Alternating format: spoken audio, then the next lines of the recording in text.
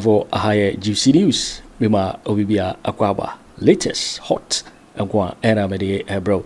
Now, Sana is summoning in a bebaro. So now subscribe ya, Bomodia say over subscribe. Now, while I give video, don't give us a thumbs up, nafi share now or fufrosu. Now, when you be here now, and someone ekoso ewo Ghana memohano. Afi you share a year and someone abeto yeponoso. Inti a year, some kumu a year, Sansemoya, Babitu, Moma Inti, their Ekoso, Inti Zemono. What you are saying. I'll just show you so 2 cases. Of proof is on you. I have more than 10, but I'll show you just 2 because we don't have time. Number 1. The bedding of proof is on you. Oh, let me go ahead. Yes. So, say, look, 3rd November 2023. After Kpebu Agyapong had exonerated Edubuahin, and I'm still to sue them. I'll sue them on that matter separately. I'm still doing the research. Okay, it doesn't matter that it's 2 years. You're actually going to sue? Yeah, I'm suing because he says influence peddling is not part of our laws. But go and check. The director of prosecutions at the OSP, Dr. Isidore Tufo, all his students he's taught all these years. He teaches them that it is influence peddling is part of the law. Today, he's director of prosecutions in the OSP, and Kpebu Agyapong is telling him that there's no part. I mean, what I mean is that we lawyers generally have understood that influence peddling is part of our law. But Kpebu, in order to just free Edubuahin, and I'll show you the allegations of what he benefited from that one. But let me start, the one that is written. Please project it. 3rd November 2023. Kpebu Agyapong, after saying Edubuahin did nothing wrong, he didn't breach the laws, right? Okay. Now I wrote to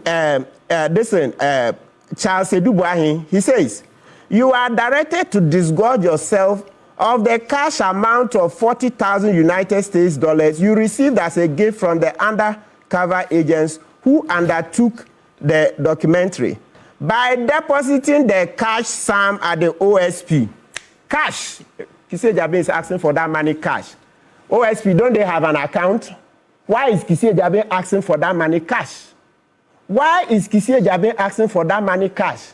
Has Kpebu Agyapong revealed to us that he asked Edubuahin to bring the 40,000 and Edubuahin didn't bring it? Which law did Kpebu Agyapong use to make that demand? Which law did Kpebu Agyapong use? Look at him. Look, Mr. Okanse, I won't put out. Anyway, he signs publicly, so his signature is out there. This is it. He signs documents publicly, so that one, that's it. You see, that's one. Number 2. Martin Kpebu is with us in the studio, but this is how it all started. Take a look at this. Council, we are here. Solo.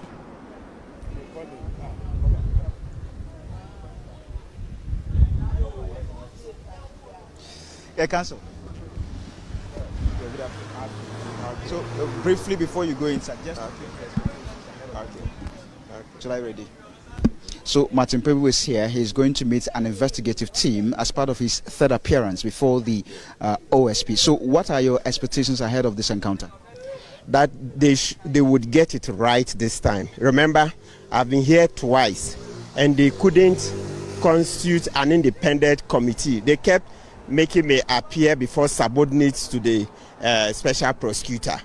They kept making me appear before subordinates. Subordinates can't investigate their boss. It's incompetence. You see, that's the very thing they did, and then Ofori Atta left Ghana, and that's what they've done on 2 occasions. So today, if I get in there and the board or whoever, the committee is not properly constituted, I'm not coming back. But are you willing to cooperate?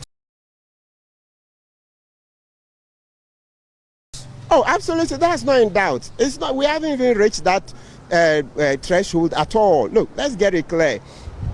What Mr. Kpebu Agyapong has been doing so far, the 2 appearances, is that I should give my information to his subordinates. You, Fatao, can you investigate your boss? Can you investigate your boss? Can you investigate Mr. Kwesichu? Why is that going to happen? And you think you can keep your job? It's ridiculous. So now I understand how he just botched this whole Ofori Atta matter, that he can't even get basic things right. Basic things. You're saying that give information to your subordinate. How is the subordinate going to investigate the boss? Where does that happen? Okay. Thank you very much. So we would have a conversation. We would have a conversation when you are done with the engagement. So Martin Kpebu is here, and he's going to have a conversation. He's going to have a conversation this very afternoon at the office of the special prosecutor. So when he's done, we can have an extensive conversation as far as this particular engagement is concerned. But clearly, Martin Kpebu said he's willing to cooperate with the officers this afternoon as far as, but counsel, we told that you are not really willing to cooperate. In fact, the last time Sammy Darko posted on his Facebook page that you don't want to cooperate with the team. In fact, you were asked some questions, you refused to answer all of those. Yeah, so I'm surprised Sammy Darko is using the word not willing to cooperate. That's Martin Kpebu there. So I showed you this interview because it was what was cited as one of the reasons. Counsel, just tell us, with what we just saw, you coming out, granting this interview, you had to move a bit further away.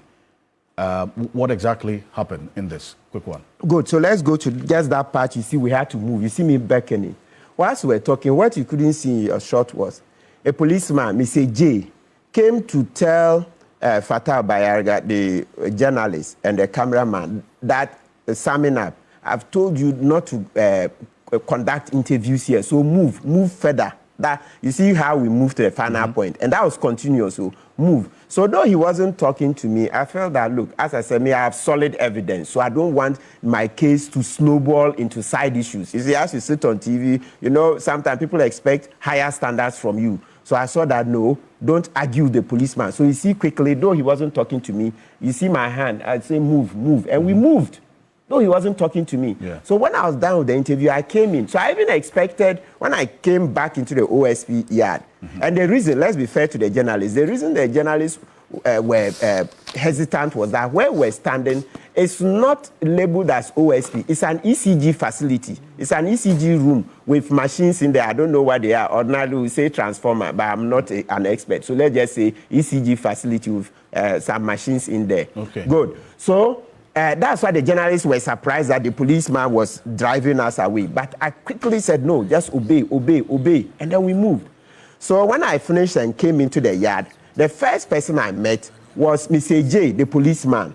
And then standing by the security post, he looked at me, I looked at him, then I passed. With hindsight, I think I expected him to commend me that, hey, Councillor, I wasn't even talking to you yet. See how you cooperated. He wasn't talking to me, yet I moved the journalist and the cameraman. So when I walked past Mr. J, maybe 2-3 steps, then I heard you.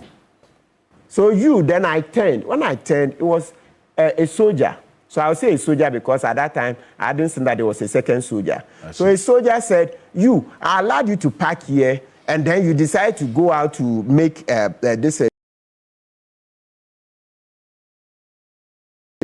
conduct media interviews. Next time, I'll not allow you to do that.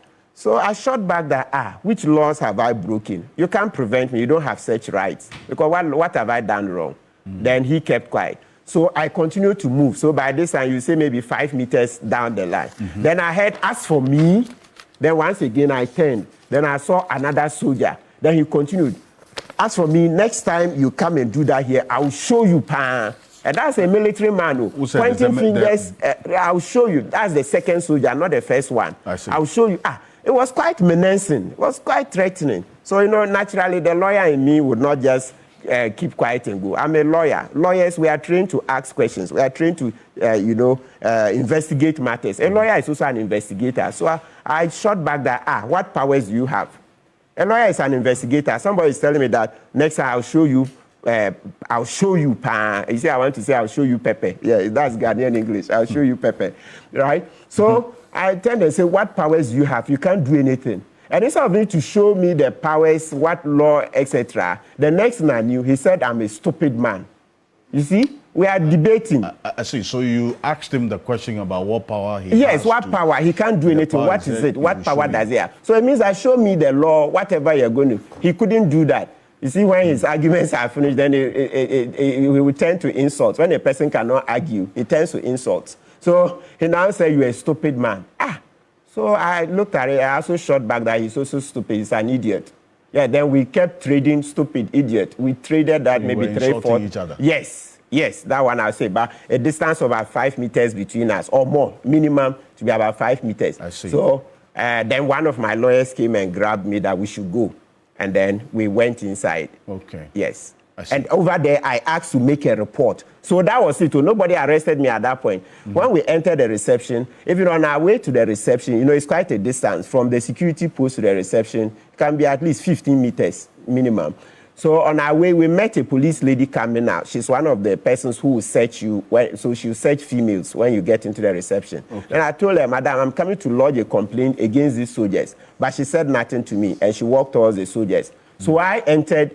When we got into the reception, I told them I wanted to make a report against that soldier, not the two. To be clear, I don't have a problem with the first one because I asked him a question, he didn't answer. That's it. It's the second one, the short one. I see. So then at the reception, they said they will help me to make the complaint. It has to be a phone call, so I should sit. So after the protocols, we sat down. But by the time we're going upstairs to go and meet Mr. Abraham Ablo-Mensah, that's the chief of staff of the OSP, at that time, I didn't even know he was the one we were to meet. No, but so let's say before we're going upstairs to meet the persons we were to meet, they still hadn't been able to help me make the complaint. So when we went upstairs and then we're ushered in, it turned out that the persons we met during our second invitation were the same person. That's Abraham Ablo-Mensah. He's the chief of staff of the OSP, and then lawyer Albert Paddington. So when we sat down, did the normal protocols, then we said, no, the first thing to be addressed is that verbal abuse. The way the soldier has abused me, we want them to deal with it. Long story short, so they agreed and went down. They came back 45 minutes later and said that there are counter accusations against me. So since they don't have jurisdiction to investigate that, I should write my statement so that there will be a different administrative panel to deal with that issue. So I agreed. Then quickly I wrote my statement. Afterwards, now we came to the main business for the day, which is that, yes, you are here. We've asked you to come once again, the third time, to present us evidence of the corruption against Kisi Ejabe, etc. And we'll shortly go into at least some of the evidence. Today, I'll show you a bit more so that you'll be convinced that I'm not joking. At least at my age, I've done 18 years at the bar. So I won't come and make statements if I don't have any evidence at all. So then we told them, but Mr. Ablo-Mensah, the last time we came here, he wasn't in the first meeting. So the second meeting, he was in charge. The first meeting, can you imagine? As part of their incompetence, the first meeting we went to, OSP brought Albert Akrugu. Albert Akrugu that are accused of conflict of interest, etc. And right now there's a petition against him and Kisi Ejabe Ashrai. OSP presented Albert Akrugu as the man leading the charges to collect my information to go and investigate. So you had concerns with that and you raised some of Yes, I said, Albert Akrugu, you're a lawyer, you should know. How can you come? I've named you already, so you can't. Then that's how come the first meeting ended. And then we also said we needed an independent body. You can't, you, Albert, you are a subordinate to Kisi, and the other officer on the first day is also a subordinate. So that's how come the first day the meeting ended, because they were not credible. I mean, they are not the credible persons to take my information. Then we came to the second meeting about a week later. And that meeting, that's the one Abraham Ablo-Mensah, the chief of staff of the OSP, and lawyer Paddington met us. Then we raised the same objection that, look, both of you are subordinates to Kisi Ejabe. Kisi Ejabe is your boss. Look, if you exonerate him, we will say, but how can a subordinate investigate the boss? If you find him liable to, we'll say, hey, you have a beef to you have a beef with him, or you have an axe to grind with him. That's why you could find your boss liable. So whichever way, the optics don't look good. So please, let's find an independent body. So it was at the second meeting, not this Wednesday, that we pointed out that, okay, breaking it down in simple English, maybe let us meet the board. At least the board on paper are supposed to be independent of the special prosecutor. I mean, because they are not employees, that angle. Right. So that's for starters. But if we met the board, we would come and tell Ghanaians, these are the people we met. And if it turns out that Ghanaians know that, hey, this board member, he brought 10 people to Kisi Ejabe to employ there, etc. If we find out that they've begged favors from Kisi Ejabe, we'll disqualify them. Okay. So I know what we do. At least I'm a lawyer. You investigate step by step. Right. So we're willing to meet the board. Then they said, okay, we should go. So that was the second meeting. So when we went the third meeting, it was still the same lawyer Paddington and Mr. Abraham Ablo-Mensah. So we said, but last week we came here, we told you that you are subordinates, you can't investigate your boss, blah, blah, and you've called us here. Then they insisted that they can do it. So we said, no, I will not give you the information. I will shortly give you a few here today so that you see that that's just a tip of the iceberg. So they said, no, they would not, for them, it's been decided that they should investigate what concerns the OSP, not the special prosecutor. To be fair to them, they now showed me the distinction that they are to investigate the matters concerning the office, not the special prosecutor himself. So I said, no, most of my allegations are against Kisi Agyapong, and that's how, and those allegations, because when the board, you see, the boss of an institution is the #1 ambassador. So though, like for Ghana, there are ambassadors properly so-called. President Mahama is the #1 ambassador of Ghana. So the head of an institution is ambassador. So when there are allegations against him, it affects the institution. So this distinction is like what we say, a distinction without a difference. So please, no, the value is the same. Okay. So that was the end. We said we'll not give them the information. Then Ablo stepped out and came back 15 minutes later with the policeman to arrest me. I see. And that was... And we'll soon show that they have no power to arrest me in this instance, OSP. And they arrested you and took you where? Yeah, so then they didn't even tell me. I didn't even get an opportunity to call my family. Handcuffed me. But before then, look, let's give 1 minute so that you see the sequence. Before they handcuffed and took me away, what happened was that Ablo went out and came back about 30 minutes later and said that's after the arrest and after I'd written my statement. I wanted to obey quickly because that way you get bail. Kofi or ADG, you are here. If you cooperate ordinarily, you get bail. But if you argue too much, then you argue, they'll come and tell the public that when they sought to go through, every lawyer knows that if they say they will arrest you, the next thing after that, generally, though it's not written in hard law, is that write your statement. But if the police are very busy after the arrest, they can grant you bail and then you write your statement later. But this one, you could see that they were on a mission, so don't argue. So I just told the lawyers, come on, let him do the arrest quickly. The policeman was at one, I said, come on, let him come and do, well, I presume he's a policeman. He's yet to, I'm yet to know. So let's say the OSP officer. So I said, come on, come and do it quickly so that I write my statement so that I can ask for bail.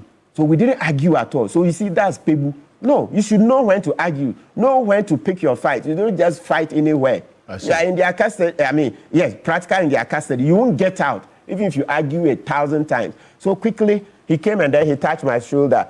You are under arrest for so obstructing an officer, blah, blah. Then the rest, to paraphrase, they will say, you are not obliged to say anything, but if you say anything, it will be written down and then presented in court as evidence against you, blah. So when they were done, they said, hey, yes, write your statement. Then quickly, I wrote my statement.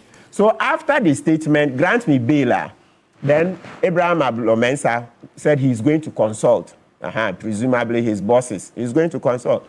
So he went, Alberta Kugu, Sammy Daku, and then Kisi Agyapong. So he went and then came back about 30 minutes later and said, yes, okay, they've agreed to grant me bail. But the condition is that I should bring a property in my name, landed property, in my own name. So it looked very ridiculous. I burst out laughing when I heard that condition, similar to Paul Adumochere's... landed property in your name. Yes.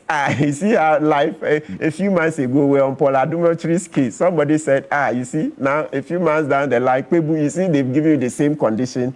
The abuse of Kisi Agyapong and the OSP. So quickly, what happened was that, it looked very laughable. That, a soldier abuses me, I also reply, and now you're saying I should bring landed property. So we said, oh, please vary the terms. Then he said, okay, he will go and consult. He went and came another 15 minutes. You see the delay tactics. He came back another 15 minutes on variation of the bail terms and said, no, they are not willing to vary. So by now, it was around 6:10 p.m. So once I saw that they were not willing to vary, fortunately for me, I've always had an indenture in the office for the past 4 years. I know where it lies. So quickly, I told one of my lawyers that I should go to the office. And my office is just, even if you are walking, about 10 minutes walk, if you are walking from OSP to my, so it's close. If you are driving, it's less. So quickly, Marcel Bia went to the office. But as soon as, when Marcel left, then Ablo went out again. He came about 3-4 minutes later to tell us that even if Marcel Bia brings the indenture, they need to verify it. And since it was past 6 p.m., they can't do that Wednesday night. So they would rather send me into custody and continue tomorrow. Then we say, Ablomensa, Martin Kpebu, I'm always here. If you want to find me, you find me TV3, you find me in court, you find me in my office. OSP, you know my office, you've been delivering. How can I run out of Ghana because a soldier insulted me and I insulted? Hey, look, you see there. Mr. Kansi, are you surprised that they are they did this? And I'm not surprised because people who could allow Ofori Atta to travel, they didn't know how to blow their whistle, do a common press statement. Ghanaians, Ofori Atta is about to flee Ghana. Kisi Agyapong who couldn't do that. I'm not surprised that Ablomensa couldn't reason that I would not abscond. So he said even if Marcel Lunusbia brings the indenture, it can't work. So he told Mr. J, the policeman that I obeyed very well at the beginning, he told him to handcuff me. I can mention that he is a policeman because he was in police uniform and his name shows AJ. You know, usually they put only the surname, AJ. So AJ handcuffed me and then next thing I knew, all the pleas for them to wait for myself to bring the indenture didn't work. So then they took me downstairs. And to add insult to injury, what they did was that the first soldier whom I asked the question to show me his authority for saying next time. The one you exchanged the insults with? No, the first one. The first one. Who did him? He now came. He was the one who came with his gun. It was the one who had to escort me. Oh, I mean, come on. So like now we are showing you where power lies. So we went through the elevator and then into a car. As I said, I was not allowed to call my family. We should be doing serious law reforms on that. You arrest a person, the first thing you have to do is let him call his family. Let him call his family. It must be law. To be aware of what your whereabouts. Yes. Because I think that even... But they've not put it in hard. Because you and I went to law school, we're not taught, maybe today if you ask me, I can't find it in the law. So bring it more prominently clear that when a person... We are doing that for juveniles. We are doing that for juvenile justice. I've seen a draft bill where it is stated that allow the person, they should call the family. This one, so straight to the middle of nowhere because they didn't tell me where we were going. Then we sat in the car. So I protested that no, I don't see what soldiers are doing in OSP. So I can't have the soldier escort me. So when we got to the gate, Mr. J, the policeman, who was now the driver of the car, asked the soldier to get down. And then they brought a policeman. Hey, if you saw him, he's like the two soldiers combined. You see the way Ghanaians are fixated. Huge, tall, thick, tall. Now say Bermani. You know, we are so fixated about soldiers. If you saw the policeman, you see that, yes, like what I've been telling you. You know, in the police, they also have SWAT team. If it's strength you are looking for fiscal power and the rest. I'm telling you that policeman is twice. He's the soldier, the two soldiers combined. Is that one policeman? So they didn't tell you they were taking you to a They didn't tell me. Then they started driving. Drivers are maneuvering through the traffic. Then it got to a point, once we got to Ridge Roundabout, there's a certain road leading to BNI headquarters. So I knew that, I couldn't be sure because you can use it and go to police headquarters. So let's say I still wasn't sure, but I thought that maybe it would be BNI. And lo and behold, because you get to BNI before you get to, that's the headquarters, before you can get to police headquarters. So they entered the BNI headquarters. Then the OSP officer, as I said, he's not wearing uniform. So I can say he's OSP officer. He now went in and then booked. There's a document, blah, blah, blah. So I even thought they were going to put me in that BNI cell. There's a BNI cell at the headquarters. Clients have told me that place is very warm. So a senior Kipo, Mr. Kipo, you know, coincidentally, Mr. Kipo and I attended St. Charles Minor Seminary. So senior, this is why we beg you. They say that cells in the headquarters is very hot. I have a client who left. I was just about writing a letter to him about last week when my trouble started. So, Mr. Akipo, they say the cells in the BNI headquarters is too hot. The ventilation is very poor. So I dreaded it. When we entered there, my stomach started churning. I was like, my client told me that this place is warm. And I said, I'll write to Mr. Akipo. Now you're going to face it yourself. Then thankfully, they didn't make me alight. So then we started the journey. So once we left there, it was clear to me that we are going to Kaokudi. And also from experience as a lawyer, I'm aware that the Kaokudi facility is far better. It's far better. That's the National Intelligence Bureau facility. Yes, the Kaokudi one. So, Mr. Akipo, please, we beg you, the BNI headquarters there, that facility, improve it. Okay. So, Then, they took me to the Kaokudi place, and then we alighted, and then they took the handcuffs off, and then they had to process me to put me in the cells. Hey, they brought my gown. Hey, Charlie. But that's when you know that, yes, reality was beginning to dawn on me that, yes, today you go sleep here. But somehow, I was very confident that... So they brought you a gown that you have to change your outfit and wear the gown. Brought me fresh... We went the last time. The back one. So at the back. They bring you boxes and then, hey, Charlie. Then they put the things down. Then they say I should sit. But of course, before they start changing, you have to go through process. They will process you. You have to fill a lot of biodata, a lot. They will gather a lot because you need to know who they are putting in custody. Everything, your wife and children, your hometown, everything, plenty things. Your parents, whether dead or alive, you have to write where they were. Hey, Charlie, voluminous. So we did. Then afterwards, so there were more processes they were doing. So long story short, they were still in their processes. And then, all this while, I was hopeful that I would be removed, that I'll be released, because it was ridiculous that Kpebu Agyapong was just trying to show me where power lies. And you see, I was a bit traumatized. I said, so a lawyer power can be put in charge of a state institution and he will be behaving like a non-lawyer. That I have a case against you. If Kpebu Agyapong, you think I've defamed you, sue me in court, let's go and deal. You can't use your police powers to arrest me, Kpebu. So I was shocked. And Kpebu Agyapong made first class in University of Ghana. So I was like, And we used to respect Kpebu. Hey, those days when we were in Kwaku War, Kpebu was intelligent. Everybody knew that this intelligent law student. So even at the time of his appointment, even though Martin Amidu pointed to conflict of interest because Kpebu Agyapong is a lawyer to Gabby, otchere, darko, and Ofori Atta. Kpebu Agyapong worked for Ofori Atta. But because we were in school, he was a year ahead, and everybody knew that he was intelligent. At the time of his appointment, he made the first class. I was like, oh no, the guy actually be shocked. He will rise above it. Hey, I didn't know that Amidu would be right.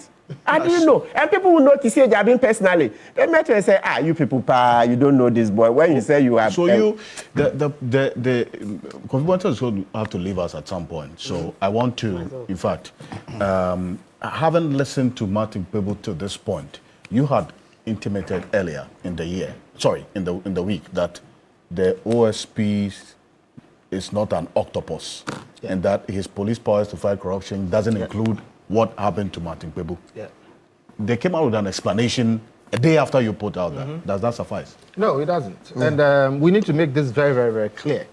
One, the OSP is not a plenary authority. What it means is they don't have wide powers. Give me a bit of latitude. You see the talk in Parliament about it's unconstitutional and it wasn't properly constituted, etc. I was part of the discussions that led to the OSP. It was a wider effort. In the establishment of the OSP. A wider effort to deal with the corruption problems we were having. It really got into gear around President Kufuor's time, etc. And out of that, we got, the surcharge and disallowance. We got RTI, we got, all kinds of things, done. Point is this. In that process, there was no room in the Constitution to form any new institution to do prosecution apart from the AG. But the AG had consistently failed for almost a century. And it was clear to us that you can't sit in cabinet and prosecute your own colleagues. What I want to say is, there was a lot of discussion. So this parliamentary, stuff we had this week about its own constitution, it was discussed. I think you were part of some of those discussions too. And that is why we took part of the Attorney General's powers and donated it to that office and then wrapped it up in independence. So number one, the OSP is not unconstitutional. But the point that has to be made is, when you take somebody's powers and give it to somebody, it was for a limited purpose. It is on the first page of the act that established the OSP. I put it on Facebook. I'm going to look at it. It is specific for anti-corruption issues and related matters. Now, in pursuance of that, they are given some police powers, not plenary police powers. So indeed, I am saying here, and I'm asking Sammy Dakon, who I'm bantering with on Facebook, they didn't have any jurisdiction to arrest Martin Kpebu. They didn't have any jurisdiction? Oh, absolutely. They didn't have any jurisdiction. Look, Martin Kpebu said somebody is corrupt. He said, you are inept. Please, if you don't have the skin to hear criticism from citizens, don't take public office. Don't go there. It is Martin Kpebu's right as a citizen to say whatever he wants to say to anybody, with all due respect, from President Mahama down to anybody in public office. If you are offended, sue him in defamation. In fact, if, with all due respect, even if he insults you, it is not a crime. And we don't have time to go into all these things, but you must understand that these are the things that the Constitution does for a liberal society. So please, sue him and let him answer. Now, when he makes accusations of corruption against you, in fact, his responsibility is to make those petitions to the president.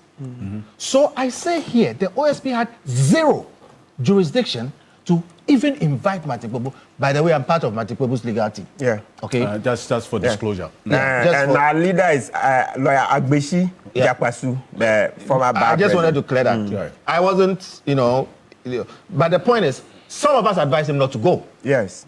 All right? He said, look, let me go. It doesn't spoil anything. I said, fine, that's fine. Anyway. Then he comes there, as we speak.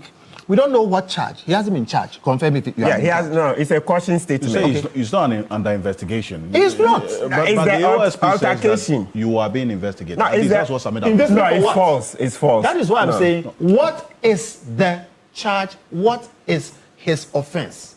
With what jurisdiction or authority was he arrested? Kofi, can I come and brief it? Sammy is talking about the one that should come and give information to them. That's the one he's been mistakenly calling under investigation. When we talked, he said, you have been invited. Yes. Okay? It To means provide information. invited to assist Yes. the OSP in Yeah. investigation. No man has a responsibility to assist a state institution. I see. Okay?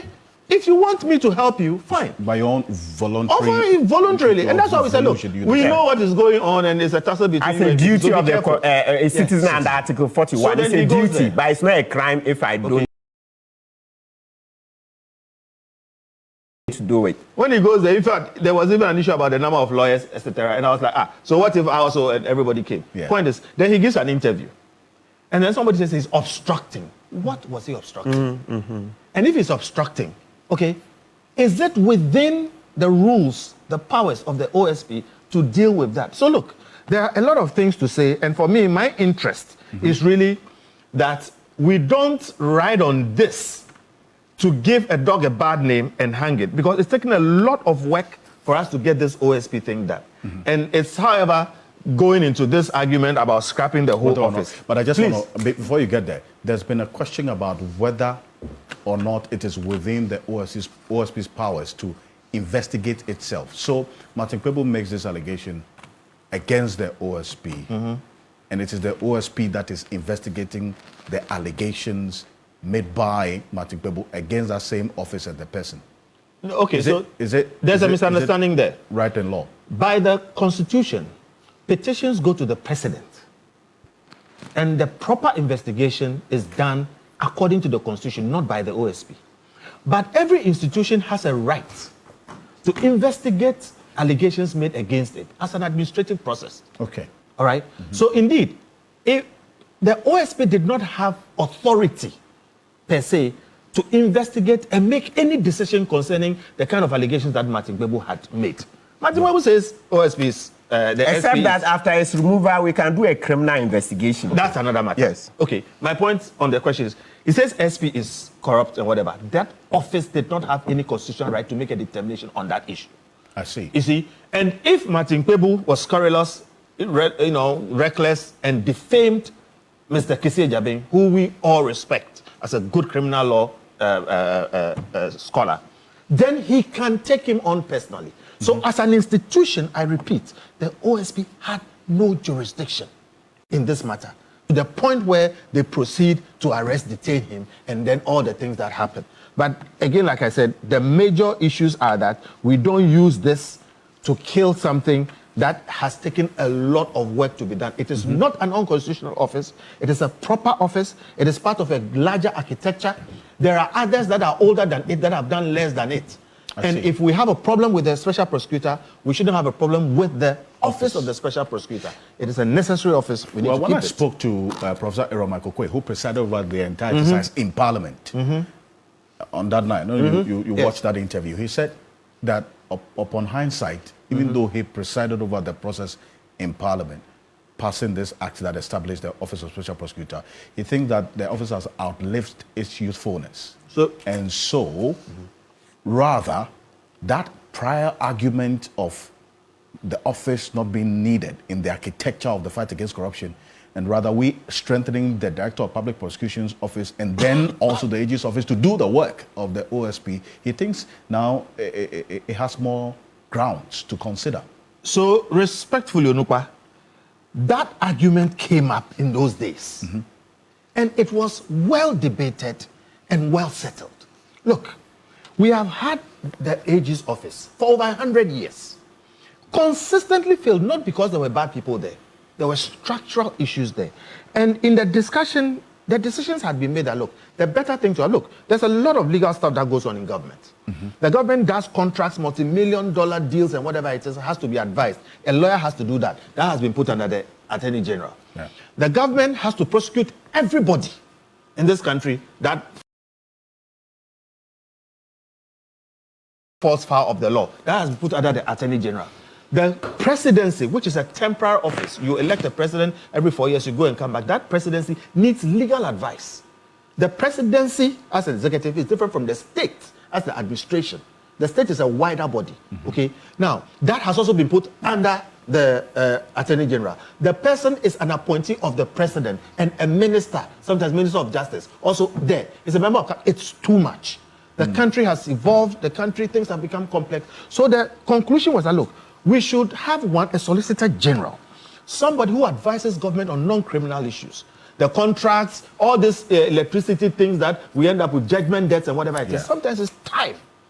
You need somebody to focus on that.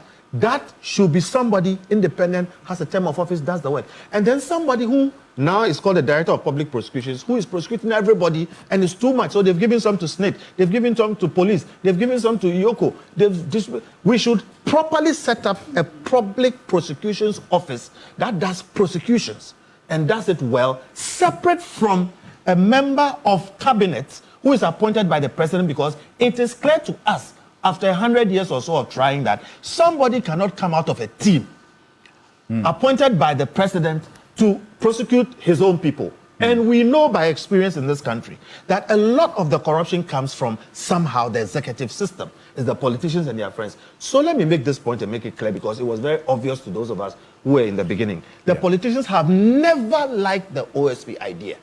From the beginning, they didn't like it.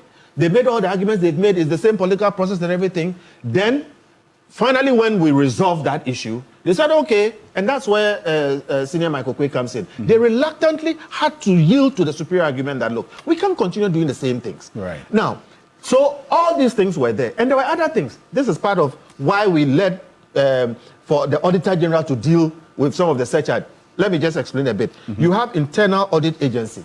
For preventing corruption, the internal auditors had to do their work.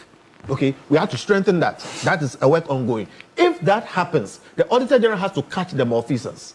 When they catch them officers, recently I've spoken to Mr. Domelo and said, look, out of Public Accounts Committee, straight, everybody should go through IOCO, all right, DPP, and then Special Prosecutor. Now, to strengthen that, we fought for RTI.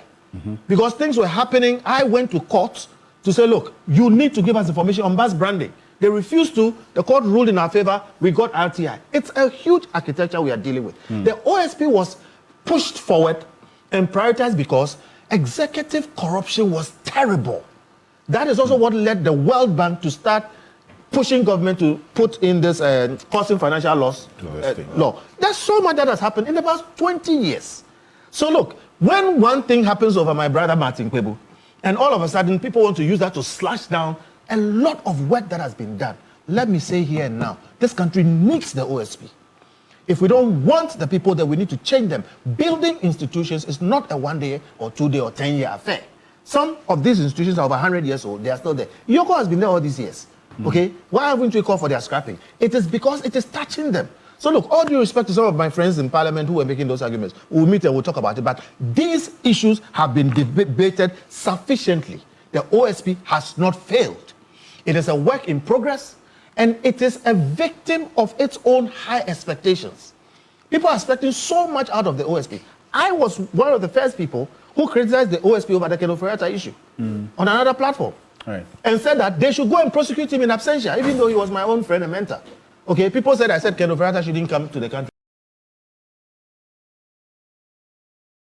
No, I said his presence here was not necessary, and I didn't understand why the OSP was not going forward when it had the powers in law to do so, to prosecute him. It led to all kinds of things. And that is what Martin is taking up on, and saying that, look, you shouldn't have allowed them to go anyway.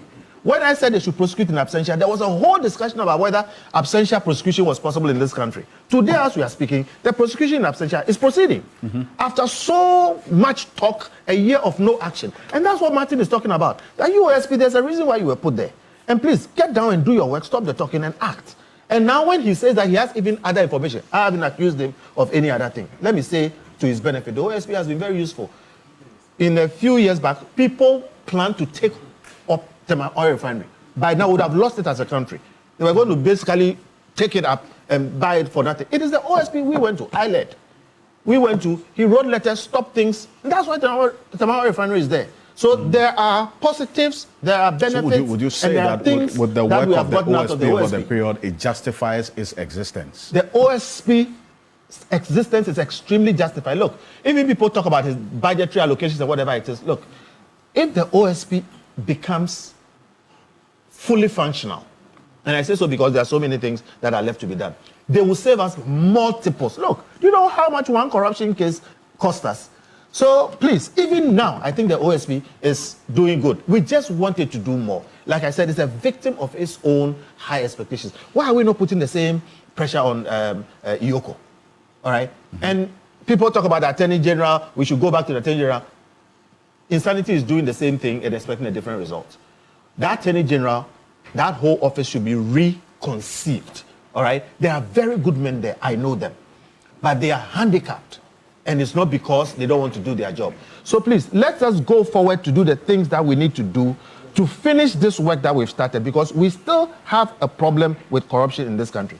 PPA, okay, is part of the setup that led to this, public procurement, so that you prevent these things. PPA has had its problems. Have we called for the abolition of PPA? We should strengthen PPA, okay, jail the people who are messing around there, okay, and make sure it works. Well, Professor Michael Kweku so did that's not what we make should that do. proposal of scrapping it in a vacuum. He says, strengthen the Director of Public Prosecution and also the Attorney General, and they can do the work of the OSP. Even though these were arguments that were advanced during the process of the establishment of the office. Now he says there's some reason to it. The history will show, one, the auditor, the Attorney General's office is the largest law firm in Ghana. It is the most resourced law firm in Ghana. The people who work in the Attorney General's office averagely are paid better than people in private law firms. Okay? This strengthening argument, we've heard it over and over again, and a lot has been done. Zero, nothing will make it change because of the basics. All right? Like I'm saying, a president sits at an executive apex, appoints ministers, including one of them who is a prosecutor. And that is in the Constitution. They are bound to do that. That one person cannot turn around and prosecute his own friends and his own colleagues. And let me tell you, today as we speak, the good men who are at the AG's office today, in the last 8 years when people had all kinds of problems and they were in court, when they came in, they issued a series of nolle prosequis. And all those people are free today. Who tells you that the next AG will not issue a series of nolle prosequis for all this series of people who are being, prosecuted but when today? your special prosecutor allows Ofori Atta to run, the value is the same. Hold on. When you see the allegations, it's worse. Please, Kofi. I hear what you're saying, but the point is, you see, a special prosecutor is not the same as the AG. Oh, it's the same value. It's the same value. We're human beings at the end. Okay. But you get my point? My point is, we've tried it. And like I said, the AG's office is over 100 years old. And this strengthened them so that we've strengthened and that whatever it is, structurally they are not capable, okay, of doing some of these things. And even if they did, the next round, they will come and issue nolle prosequis. If we set up an independent prosecution entity, separate from the executive, which other people have done, okay, it is more likely that we'll succeed. And the OSP actually, much as they have not succeeded, it's only 7 years old. Give them time. One of these days we'll get a sound, sane, inert, stable, effective person there, and we will be happy that we did what we did. We definitely shouldn't go back to the old system that has failed. Sir, Adam Senano on this, but I just wanted Mr. Lawyer Martin Kpebu to just conclude on the point, because Kofi Bento had to leave us. Yes. I had to just quickly, okay. Oh, yes, sorry. Yes, that's right. Yes. And because you were narrating how you had to, they brought you your boxer short. Did you change eventually into your outfit? I was lucky. I didn't change, you see. So how did you get out of the NIB facility? How could you? Yeah, so to make a long story short, eventually the arguments, even though I was in custody, the arguments continued. That's engaging the OSP, so various forms of engagement. And then eventually he saw the illegality, the folly of what he had done. So they had to let me out. And very soon we'll show. Look, Mr. Okanse, I'm showing you what the mandate of the OSP is. Corruption and corruption-related offenses means then they've listed them.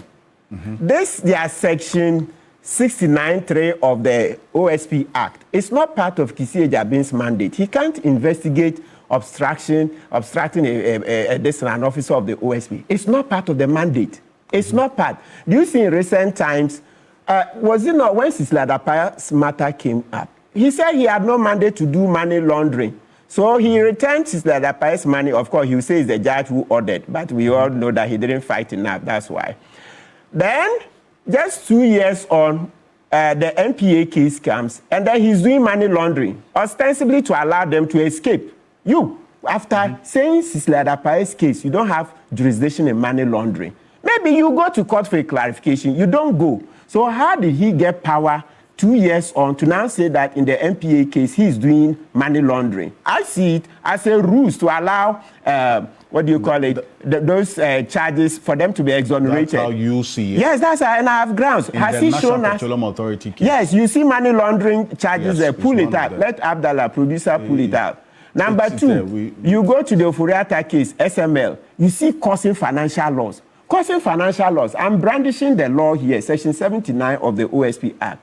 Causing financial loss is called Section 179 of the Act, 29, the Criminal Offences Act. And for viewers, we no longer call it Criminal Code. Its name has changed, Criminal Offences Act. Yes. So that's for the Attorney General. Yet, if you check the Ofori Atta SML matter, he's charged them with plenty of offenses on causing financial loss, also to cause them to be exonerated. So now, let's go, Mr. Okanse. I have said Kisi Agyapong is corrupt, and he thinks he can show me. I'll show you just a little bit. Let me show you this letter. When you made that statement, I asked that if you have evidence, if you are called to answer, because we here cannot support with evidence what you are saying. I'll just show you two cases. The proof is on you. I have more than 10, but I'll show you just two because we don't have time. Number one, the burden of proof is on you. Let me go ahead. Okanse. Look, 3rd November 2023, after Kisi Agyapong had exonerated Edubuahin, and I'm still to sue them. I'll sue them on that matter separately. I'm still doing the research. Okay, it doesn't matter that it's 2 years. You're actually going to sue? Yeah, I'm suing because he says influence peddling is not part of our laws. But go and check. The director of prosecutions at the OSP, Dr. Isidore Tufo, all his students he's taught all these years. He teaches them that it is influence peddling is part of the law. Today, he's director of prosecutions in the OSP, and Kisi Agyapong is telling him that there's no part. I mean, what I mean is that we lawyers generally have understood that influence peddling is part of our law. But Kisi, in order to just free Edubuahin, and I'll show you the allegations of what he benefited from that one. But let me start, the one that is written. Please project it. 3rd November 2023. Kisi Agyapong, after saying Edubuahin did nothing wrong, he didn't breach the laws, right? Okay. Now wrote to Charles Edubuahin. He says, you are directed to disgorge yourself of the cash amount of 40,000 United States dollars you received as a gift from the undercover agents who undertook the documentary by depositing the cash sum at the OSP. Cash. Kisi Agyapong is asking for that money cash. OSP, don't they have an account? Why is Kisi Agyapong asking for that money cash? Why is Kisi Agyapong asking for that money cash? Has Kisi Agyapong revealed to us that he asked Edubuahin to bring the 40,000 and Edubuahin didn't bring it. Which law did Kissi Agyapong use to make that demand? Which law did Kissi Agyapong use? Look at him. Look, Mr. Okansi, I won't put out. Anyway, he signs publicly, so his signature is out there. This is it. He signs documents publicly, so that one, that's it. You see, that's one. Number two, this is the corruption there case. Was something that you were showing, which were yes, I saw the letter. He signed it. This is his signature. Has he ever disclosed to the public that he asked for the cash sum of 40,000? Which law was he using? Where was the money going? A public officer, you are saying they should bring you $40,000 cash. He said, does OSP have bank accounts or not? As we are working to answer. Let's go to case number 2. But this document, you checked with your sources, it is from the OSP? Yes, you can ask Charles Edubuahin's lawyers. They wrote him a stinker. And then Kissi Agyapong recoiled. They wrote him a stinker. On what basis? When they asked him which law? You're talking about is the former deputy finance minister. The one he took the $40,000 from the sheikh.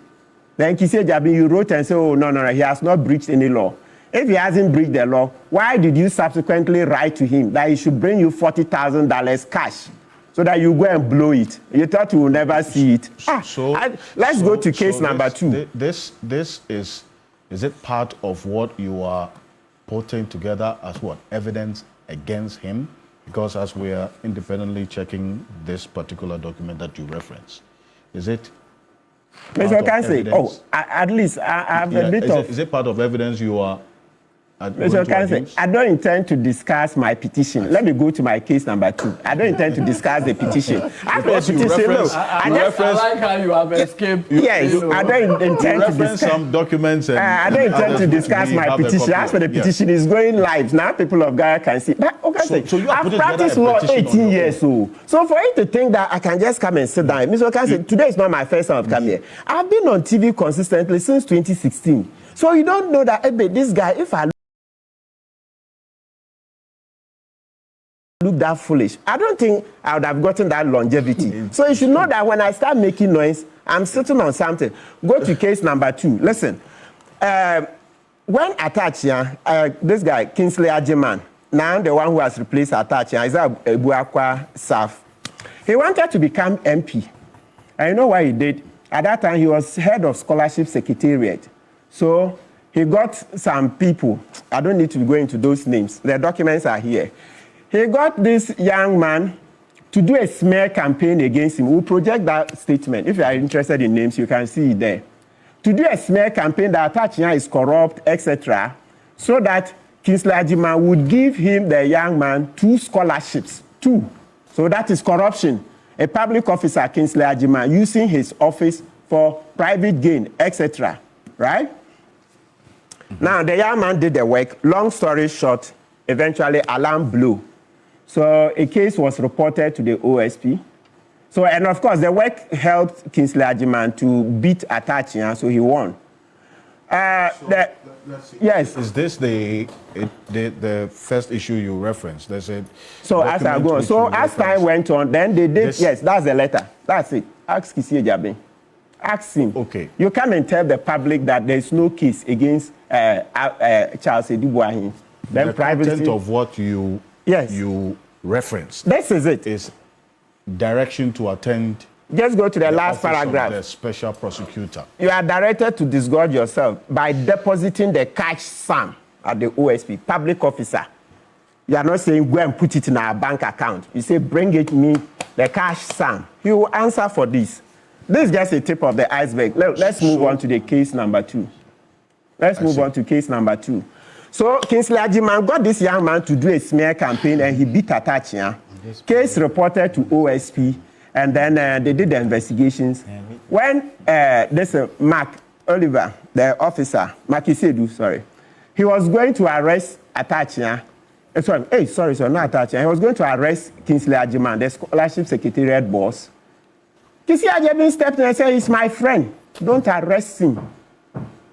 Yet you have the statements, they finished investigation, the young man has confessed. And all this is captured in so they show that document. witness, show that caution statement. I see. Kissi Agyapong says, it's my friend, that's corruption.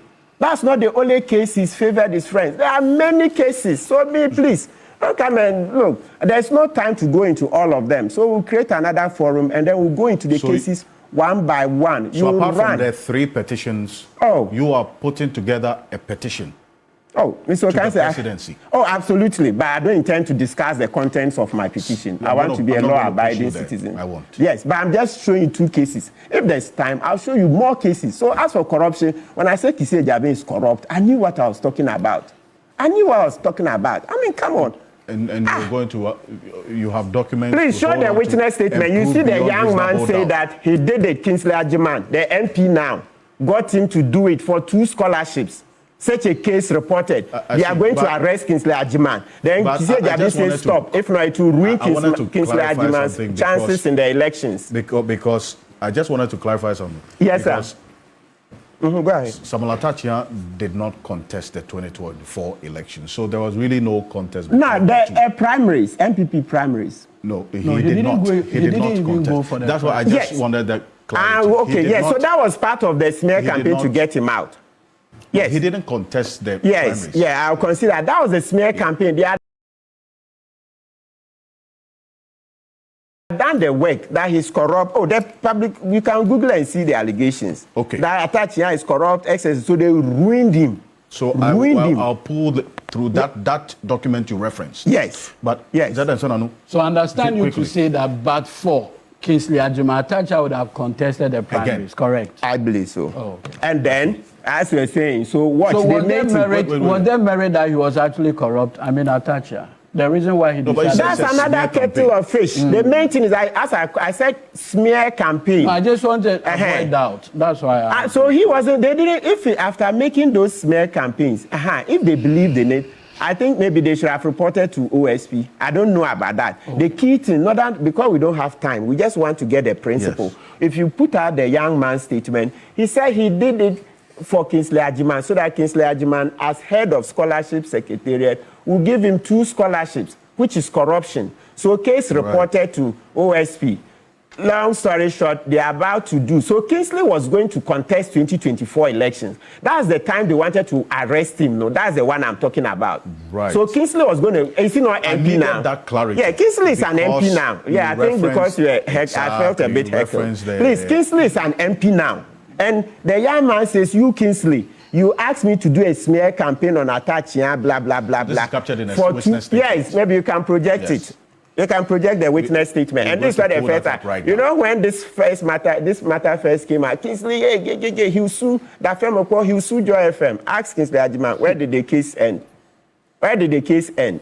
After, of course, now he's MP, so he's not interested. But they showed him something small. He backtracked. So I'm telling you that this is just a tip of the iceberg. You don't have time. So please, when I say Kisi is corrupt, I beg you, don't come and say that I don't know what I'm talking about. This is just a tip of the iceberg. Well, that's what his office said. Yes, so he stopped Esiedu from arresting Kingsley Agyapong. Ask yourself, Dr. Kingsley Nyaku's case, the one the MP was caught on camera giving money, etc., the MPP MP. Where is the case? Sammy Daku came and said on air that they finished. They'll file the charges soon. Many months on. No, hold on. As for the cases, gentlemen. So I just hope that one is my turn. It is. I'm not. Dr. Ato, yes. So he is referencing some specific documents which I wanted to query. No problem. And get a bit more. Yeah, and this one. Yes. So that's what you forgery. The forging OSP letterhead. Ask Kisi Agyapong. Why hasn't that case? So that was confirmed. Yeah, that there was a forgery. So you see, Mensano, so I asked that corruption-related offense, not only forgery. Oh, I'm saying, you see that when you go down, you see the young man say, I did it for 2 scholarships. Kingsley was to give me 2 scholarships. This is a witness statement. So I had all of this done so as to serve as some solid context for the conversation, which is important. Because all what has been happening involving Martin Kpebu and the Special Prosecutor's Office has had to do with allegations he has made against the person and some operators within the office, which is being called upon to authenticate. And now it's been established that the office itself investigating allegations against it is even problematic in the first place. Thanks for watching. Like and share the video. You can also drop your comment. Please don't forget to subscribe. Click on the bell to turn on the notification.